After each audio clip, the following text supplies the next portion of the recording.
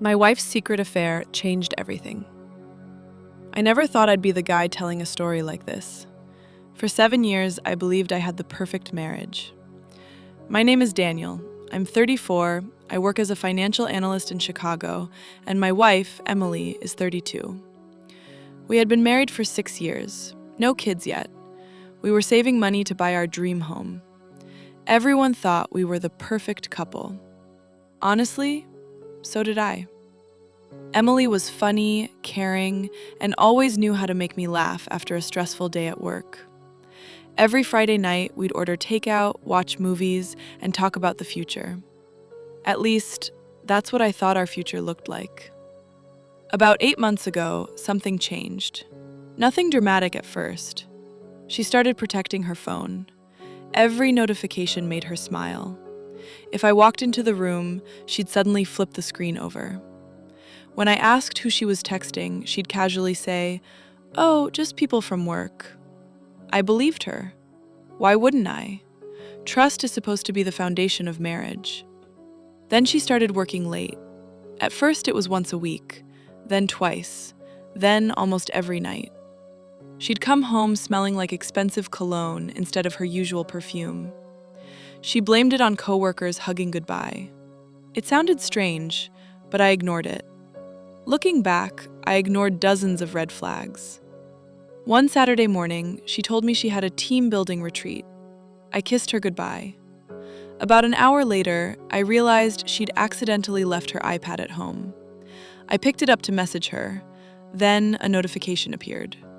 Not from work, from someone named Ryan. My stomach dropped.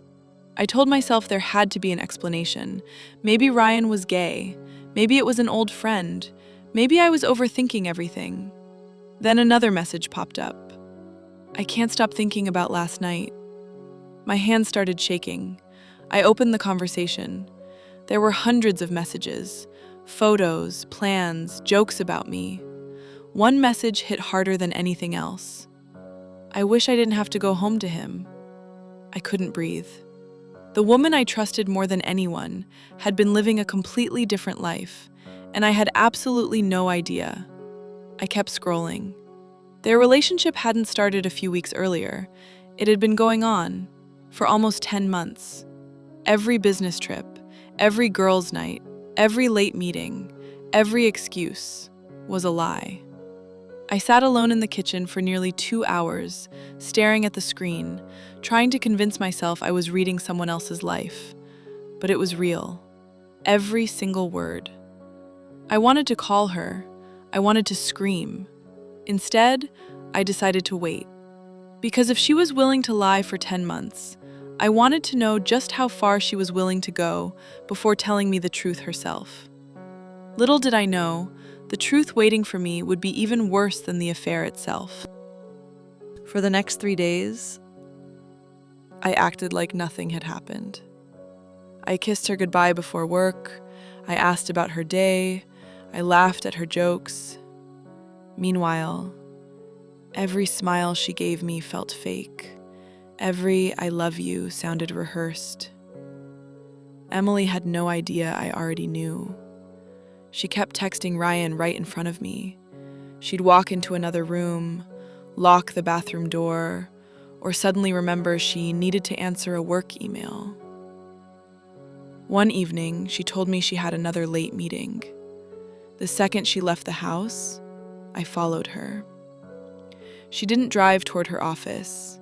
Instead, she pulled into the parking lot of a small Italian restaurant across town. 10 minutes later, a man walked in. Tall, well-dressed, confident. Ryan. I stayed inside my car, watching through the restaurant window. They laughed, held hands. He leaned across the table and kissed her. Not a quick kiss. The kind of kiss people share when they're in love. It felt like someone had punched me in the chest. But I didn't walk inside. Not yet. Instead, I took photos, then a short video. I wanted proof. Not because I planned to embarrass her, but because I knew the truth mattered. Later that night, Emily came home smiling. "The meeting ran long," she said. "I barely had time to eat." I looked her in the eyes.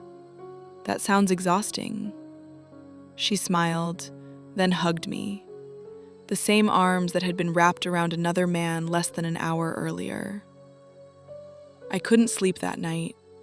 Around 2 a.m., her phone buzzed. She was asleep. The screen lit up. Ryan. "Tonight was perfect. I can't wait until we never have to hide anymore." I quietly put the phone back. That message answered the one question I had been afraid to ask. This wasn't just an affair. They were planning a future together. The next morning, I called an attorney. Not because I wanted revenge, because I needed to protect myself. The lawyer gave me one piece of advice. Don't confront her until your finances and legal documents are secure. So that's exactly what I did. Over the next 2 weeks, I quietly copied bank records, saved mortgage paperwork, backed up every message and photo I had found. The more I uncovered, the worse it became. Ryan wasn't the only lie she'd been telling me. And when I finally discovered where our savings had been going, everything changed. The next morning, I logged into our joint bank account. At first, everything looked normal. Then I noticed dozens of transfers I didn't recognize. $300, $750, $1,200, over and over again. I added everything together. Almost $27,000 had disappeared over the last 9 months. My heart started racing. I traced the payments. Luxury hotels, fine dining, designer stores, weekend trips. She hadn't just been cheating. She'd been using our savings to fund her secret life. The money we had spent 6 years saving for our first home was almost gone. I sat there in complete silence. I wasn't angry anymore. I was numb. That evening, Emily came home carrying shopping bags. She smiled and asked, "Want to order pizza tonight?" As if nothing had happened, as if our marriage wasn't already over. I looked at her and simply said, "Sure." I wanted the truth to come from her, but it never did. Instead, she kept lying. A week later, she told me she had another business conference. I already knew exactly where she was going. Ryan had texted her the hotel address. This time, I didn't follow them. Instead, I checked into the same hotel under my own name. The next morning, I watched them walk into the lobby together, laughing, holding hands, planning a future that was built on lies. Ryan suddenly noticed me. His smile disappeared instantly.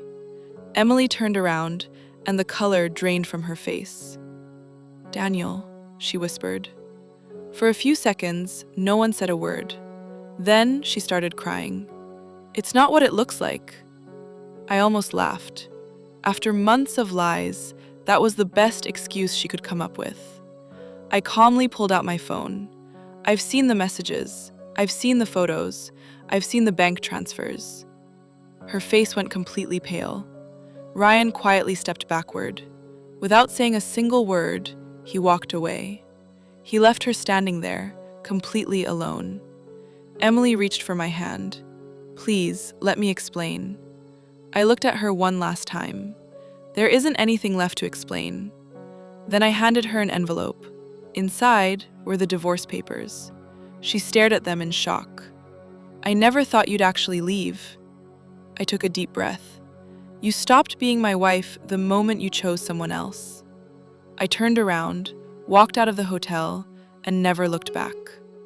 But 3 months later, I received a phone call that I never expected, and it changed everything, one last time. 3 months after the divorce, my phone rang. It was Emily. I almost didn't answer, but curiosity got the better of me. Her voice was shaky. "Can we talk?" I agreed to meet her at a small coffee shop. When she walked in, She looked nothing like the woman I had married. She looked exhausted. Her confidence was gone. After a long silence, she finally spoke. Ryan left me. I didn't say anything. She continued. He lost his job a month after we moved in together. Then I found out he had been seeing another woman the entire time. The irony wasn't lost on either of us. The man she cheated with had cheated on her. Tears rolled down her face. I threw away my marriage for someone who never loved me. For the first time in months, I didn't feel angry. I just felt sad. Not because I wanted her back, but because I remembered the woman I thought I had married. She looked at me and whispered, "If I could go back, I'd choose you." I took a slow sip of my coffee. Then I quietly replied, "You already made your choice." The table fell silent. A few moments later, I stood up. Before leaving, I placed a $20 bill on the table to cover both of our drinks. She looked up at me one last time. "Do you think you'll ever forgive me?" I smiled politely. "Maybe someday. But forgiveness doesn't mean getting another chance." Then I walked away. That was the last time I ever saw Emily. A year later, life looked completely different. I had accepted a promotion, bought my own home, started traveling. Most importantly, I finally felt at peace. One evening, while unpacking boxes in my new house, I found an old wedding photo. For a moment, I just stared at it. Then I smiled. Not because I missed the past, but because I realized something. Sometimes the worst betrayal becomes the reason your life finally gets better. Losing someone who doesn't value you isn't really a loss. It's a new beginning. And looking back now, walking away wasn't the hardest decision I ever made. It was the best one.